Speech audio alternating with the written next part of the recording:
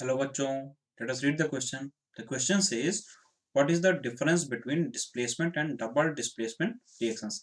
And displacement and double displacement reactions में क्या difference होता है? Write equations for these reactions. यानी इन reactions के लिए हमको equations भी लिखना है.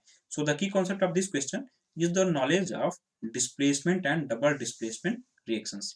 अब displacement reactions क्या होती है? जैसा टर्म डिस्प्लेसमेंट से क्लियर है कि कोई ना कोई चीज डिस्प्लेस हो रही होगी. सिमिलर केस रिएक्शंस में होता है. डिस्प्लेसमेंट रिएक्शंस वो रिएक्शंस होती हैं जिन्हें more reactive element less reactive element को उनके कंपाउंड से डिस्प्लेस कर रहा होता है. यानी reaction in which displacement reactions way reactions होती हैं जिनमें मोर रिएक्टिव एलिमेंट डिस्प्लेस करता है लेस रिएक्टिव एलिमेंट को, डिस्प्लेसेस लेस रिएक्टिव एलिमेंट को उनके कंपाउंड से, यानी फ्रॉम इट्स कंपाउंड्स. एग्जाम्पल के फॉर्म में यदि हम समझने की कोशिश करें तो मान लीजिए कोई कंपाउंड है कॉपर सल्फेट. ठीक है, मान लीजिए कोई कंपाउंड है कॉपर सल्फेट का सॉल्यूशन. अब कॉपर सल्फेट के सॉल्यूशन से यदि रिएक्शन आयरन का करा दिया जाए, अब आयरन का रिएक्शन करा दिया जाएगा. कॉपर सल्फेट क्या है? कंपाउंड है, उसका रिएक्शन आयरन से कराया जा रहा है. ठीक है, तो आयरन क्या है? आयरन एक मेटल है और कॉपर भी एक मेटल है. अब रिएक्टिविटी सीरीज से में यदि हम देखें तो आयरन कॉपर के ऊपर प्लेस्ड होता है ना. जब नीचे से ऊपर जाने पे रिएक्टिविटी बढ़ रही होती है तो आयरन कॉपर से ऊपर प्लेस्ड होता है, यानी आयरन कॉपर से ज्यादा रिएक्टिव होता है.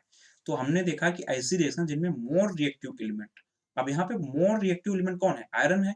वो डिस्प्लेस करता है लेस रिएक्टिव एलिमेंट को उनके कंपाउंड से. यानी कॉपर का कंपाउंड है, कॉपर लेस रिएक्टिव मेटल है, लेस रिएक्टिव एलिमेंट है, तो मोर रिएक्टिव एलिमेंट यानी मोर रिएक्टिव मेटल जो है आयरन, उसको वो कॉपर को उसके कंपाउंड से डिस्प्लेस करेगा और नए प्रोडक्ट का फॉर्मेशन करेगा.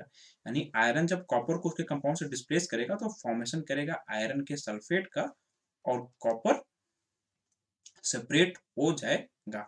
यानी इस क्वेश्चन को अगर हम बैलेंस देखें, क्या इक्वेशन है? बैलेंस्ड है. तो इक्वेशन को देखें तो equation copper 1 atom reactant side में, कॉपर 1 एटम प्रोडक्ट साइड में, आयरन 1 एटम रिएक्टेंट साइड में, आयरन 1 एटम प्रोडक्ट साइड में, और सल्फेट 1 यूनिट रिएक्टेंट साइड में और सल्फेट की 1 यूनिट प्रोडक्ट साइड में. यानी इक्वेशन तो बैलेंस्ड है.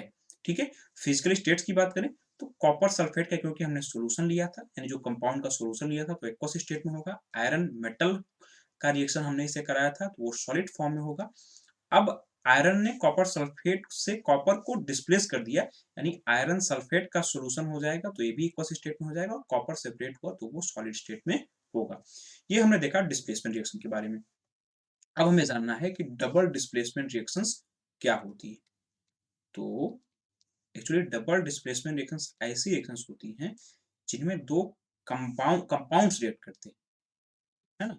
डबल डिस्प्लेसमेंट रिएक्शंस ऐसी रिएक्शन जिनमें दो कंपाउंड्स रिएक्ट करें और रिएक्ट करके उनके आयंस का एक्सचेंज हो जाए, तो उन रिएक्शंस को डबल डिस्प्लेसमेंट रिएक्शंस कहा जाता है. यानी reaction in which two compounds react by the exchange of ions. दो कंपाउंड्स रिएक्ट करें और उनके आयंस का एक्सचेंज हो जाए, तो वो टाइप ऑफ रिएक्शंस जो होती हैं डबल डिस्प्लेसमेंट रिएक्शंस. और जब आयंस का एक्सचेंज हो जाएगा तो दो नए प्रोडक्ट का फॉर्मेशन भी हो जाएगा, यानी to form two new products. यानी ऐसी रिएक्शन जिनमें दो कंपाउंड्स रिएक्ट करें उनके आयंस का एक्सचेंज होकर दो नए प्रोडक्ट का फॉर्मेशन हो, वे होती हैं डबल डिस्प्लेसमेंट रिएक्शंस. एग्जांपल के फॉर्म में हम समझने की कोशिश करें तो मान लीजिए कि सिल्वर नाइट्रेट का सॉल्यूशन है, उसका रिएक्शन सोडियम क्लोराइड के सॉल्यूशन से हो रहा है. अब इस रिएक्शन में यदि हम देखें तो सिल्वर नाइट्रेट का सिल्वर सोडियम क्लोराइड के सिल्वर नाइट्रेट का सिल्वर आयन सोडियम क्लोराइड के क्लोराइड आयन से रिएक्ट करके पहले AgCl का फॉर्मेशन करता है, यानी सिल्वर क्लोराइड का फॉर्मेशन करता है, और सोडियम क्लोराइड का सोडियम आयन सिल्वर नाइट्रेट के नाइट्रेट आयन से रिएक्ट करके सोडियम नाइट्रेट का फॉर्मेशन करता है, यानी NaNO3 का फॉर्मेशन करता है। अब देखें कि रिएक्शन बैलेंस्ड है कि नहीं। तो जी हाँ, सारे number of atoms reactant side और प्रोडक्ट साइड बराबर हैं, तो इक्वेशन तो बैलेंस्ड है। ठीक है, फिजिकल स्टेट्स की बात करें, क्योंकि हमने सिल्वर नाइट्रेट का सोल्यूशन लिया था तो ये एक्वस स्टेट में होगा। हमने सोडियम क्लोराइड के एक्वस सोल्यूशन का उससे रिएक्शन कराया था तो ये भी एक्वस होगा।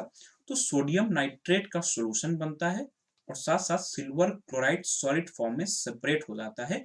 और किसी भी रिएक्शन में सॉलिड फॉर्म में जो भी प्रोडक्ट सेपरेट होते हैं उनको प्रेसिपिटेट कहा जाता है, यानी इस केस में प्रेसिपिटेट का भी फॉर्मेशन हो रहा है।